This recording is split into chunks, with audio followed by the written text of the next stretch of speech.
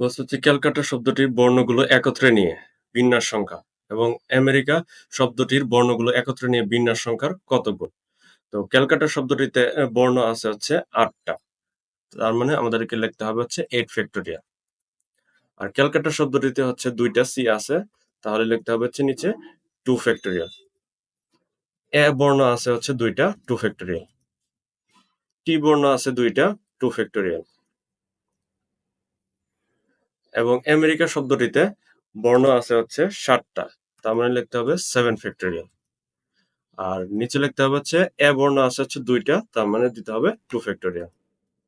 এখন আসি 8 ফ্যাক্টোরিয়াল মানে হচ্ছে 8 ইন্টু 7 ফ্যাক্টোরিয়াল। আর 2 ফ্যাক্টোরিয়াল এর মান হচ্ছে 2, 2 ফ্যাক্টোরিয়াল এর মান হচ্ছে 2, 2 ফ্যাক্টোরিয়াল এর মান হচ্ছে 2। আর ওই পাশে 7 ফ্যাক্টোরিয়াল 7 ফ্যাক্টোরিয়াল রাখবো, এন্ড 2 ফ্যাক্টোরিয়াল এর মান হচ্ছে 2। এই পাশ থেকে 7 ফ্যাক্টোরিয়াল এবং ওই পাশ থেকে তুলনা করলে 7 ফ্যাক্টোরিয়াল কাটা।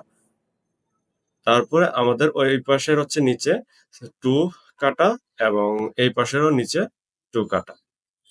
তাহলে আমাদের থাকতেছে হচ্ছে নিচে 2 দুগুণে 4, 4 দিয়ে 8 কে কাটবো। 2 দুগুণে 4, 4 দিয়ে 8 কে কাটলে হবে 2। তার মানে হচ্ছে আমাদের উত্তর হচ্ছে 2 গুণ।